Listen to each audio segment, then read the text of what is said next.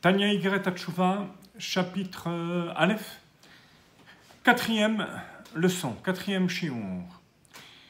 Nous avons expliqué jusque-là que la mitzvah de Tchouva, c'est Azivat Achet, uniquement abandonner la faute à laquelle on était habitué.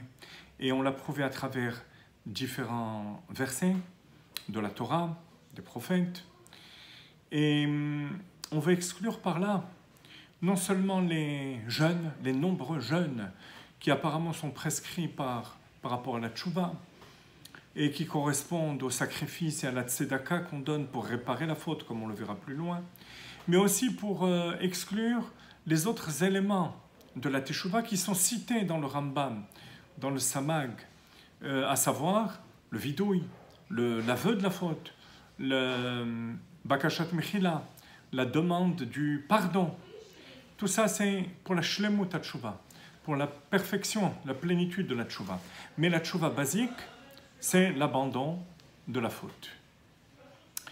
Et là, Admor Hazaken va poser une question à la lueur de la braïta qu'on a citée pour les trois formes de faute et les kaparot, les expiations qui y correspondent. On va faire cette question sur le texte, page Tzadik Aleph. Et Velo Kedaat Hahamon, la ligne qui termine par les mots Velo Kedaat Hahamon. Et donc on vient exclure l'opinion de nombreuses personnes chez Tchouva Hiyatanit qui assimilent la Teshuvah aux jeûnes, à la réparation. À l'époque, les gens jeûnaient beaucoup. Maintenant, ça serait la tzedaka, les réparations de la faute. C'est une erreur. Vafilu mishavar al kritot ou mitot betedin. Et même une personne qui a transgressé des fautes pour lesquelles on est chayav karet. Rappelez-vous, karet, c'est l'âme qui est retranchée. Par exemple, le non-respect de la nida. Ou bien, mitot bedin, profanation du Shabbat, adultère. Chez Gmar kaparato hi aliede yisurim. Comme on l'a vu dans la Braïta, la tchouva et même Kippour sont en suspens. Il va falloir passer par la souffrance, par les épreuves, pour expier ses fautes. Alors, apparemment, on pourrait dire que les jeunes et les souffrances que la personne s'impose peuvent faire partie de la tchouva, puisque la Braïta elle-même dit qu'on complète la tchouva n'est complète que lorsque il y a ces épreuves qui arrivent. Donc la notion de jeûne pourrait être à propos. Admor Hazaken nous répond rapidement, de manière limpide, en disant Haïnu she'akadosh baruch hu mevi ala bisurim. Le verset qui est cité dans la Braïta, c'est Ufakadti bashevet chulo ufakadti daika ufakadti beshevet pishaam. Je me souviendrai par le bâton, donc par les épreuves, de leurs fautes. Mais Dieu n'a jamais demandé que la personne s'impose ce bâton, ces épreuves, ces souffrances. Akadosh Baruch Hu envoie ces épreuves par en haut.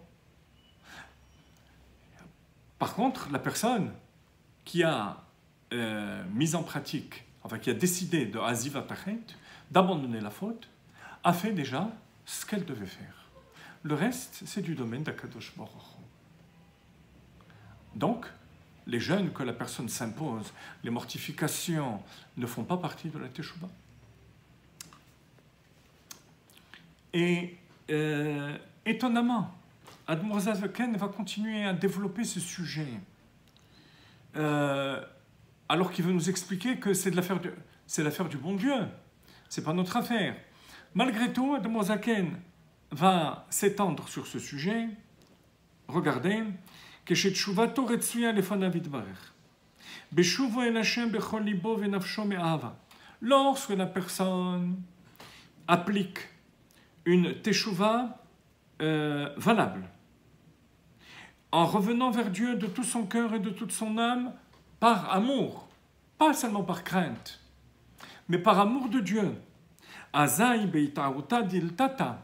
À ce moment-là, ce réveil de l'homme, le réveil d'en bas, au kemaim hapanim, va, à l'instar de l'eau qui fait refléter la face, va enclencher chez Dieu un visage d'amour, et taruta dil'ela, réveil d'en haut, les horaires ahava vechesed Hashem, ça va réveiller l'amour et la bonté de Dieu, les marek avono beisurim ba'olamazé, et laver ses fautes avec des épreuves dans ce monde-ci qui sont finalement légères par rapport aux punitions et aux phases de purification qui devaient passer dans le monde futur.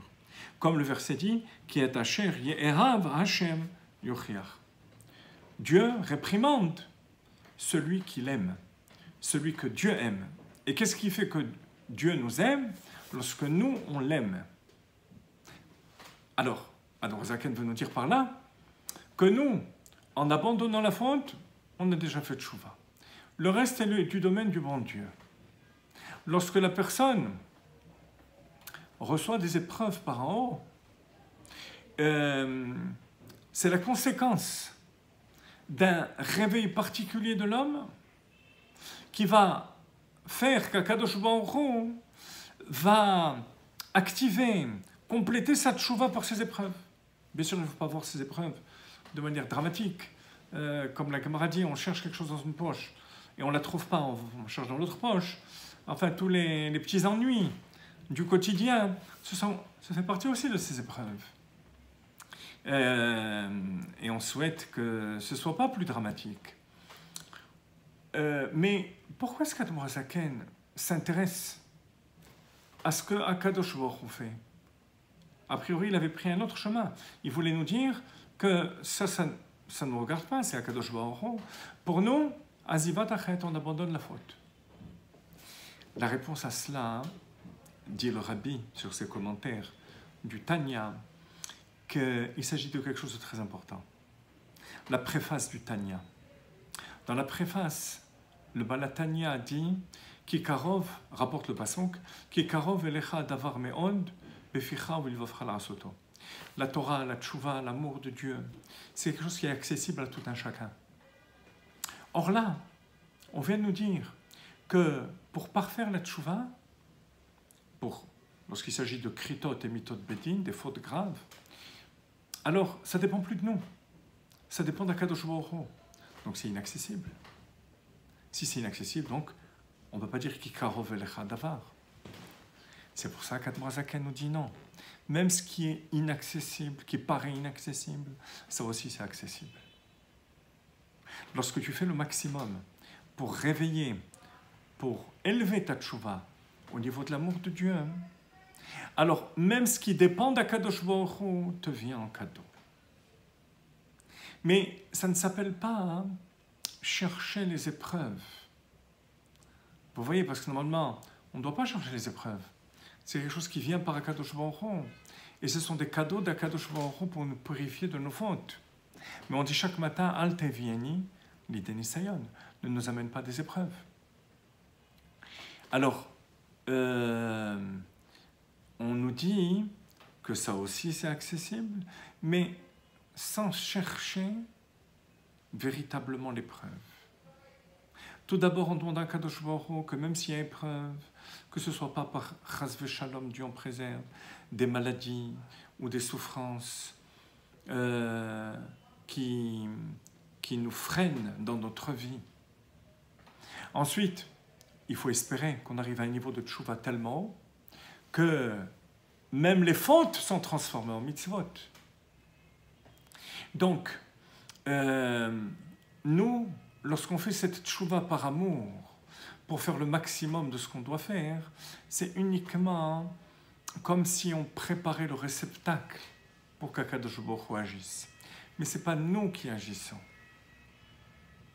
Comme l'histoire connue du Maguide de Mezrich qui, avant de partir de ce monde, révélait des secrets à son élève, Admor Zaken. Et Admor Zaken ne réagissait pas. Il écoutait. Et son maître lui demanda pourquoi est-ce qu'il ne pose pas de questions, il ne fait pas de remarques. Et il répondit, Admor Hazaken, parce qu'il sent que le niveau de Torah dont son maître le gratifiait, c'était un niveau de réveil d'en haut qui ne dépend pas de la personne. Donc, toute son attention était portée par le fait de recevoir. De même, lorsqu'on fait tchouva, il faut la faire au maximum et avec le maximum d'amour d'Akadosh Baruch Hu. Ce qui se passe par la suite, c'est du domaine de Dieu. Mais vous voyez, Admor Hazaken, de ce fait, a rendu accessible même ce niveau qui nous dépasse. Je continue encore 2 lignes sur le texte. C'est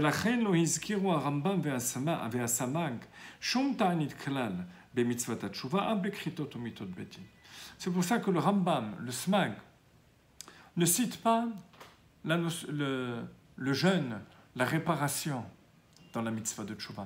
Il cite les autres choses, l'aveu des fautes, demander pardon, mais pas les jeûnes. Parce que les épreuves, c'est Dieu qui les envoie. Et lorsqu'elles viennent, bien sûr, on doit être content de servir à Kadosh Baruch Hu, même si chaque jour on demande et on continue à demander qu'il nous enlève ces épreuves. Vous avez remarqué aussi qu'Admor Hazaken considère que Tchouva est une mitzvah. Mitzvah ta tchouva, c'est pour ça qu'on insiste beaucoup pour ce qui est la mitzvah de tchouva basique et ce qui ne l'est pas. Les jeunes ne sont pas la mitzvah de tchouva. Le Rambam lui considère que tchouva c'est pas une mitzvah, c'est plus haut que ça. C'est un élan vers Dieu. Et cet élan vers Dieu fait que toutes les fautes sont pardonnées. Il est important de préciser que si Admor Hazaken insiste sur la notion de mitzvah, vous savez que les mitzvot, les 248 mitzvot, correspondent aux 248 membres du corps. C'est parce qu'il veut intégrer l'élan vers Akadosh Baruch Hu dans les membres du corps, dans l'intellect, dans les sentiments, dans chacune de nos actions. Il ne suffit pas d'avoir un élan et que cet élan motive de loin notre quotidien, l'application des mitzvot. Il est très important, et vous allez voir que cette idée va nous suivre pendant les 12 chapitres, que la mitzvah de tchouva passe par Chochma Bina Da'at. Vous savez que c'est la base de la Chassidut Chabad, de faire passer la Emouna, la foi, la Teshuvah, tout ce qui est du niveau de cet élan vers Dieu, par le Chochma Bina Da'at de l'homme, de manière à ce que ça agisse profondément chez l'homme et dans le monde.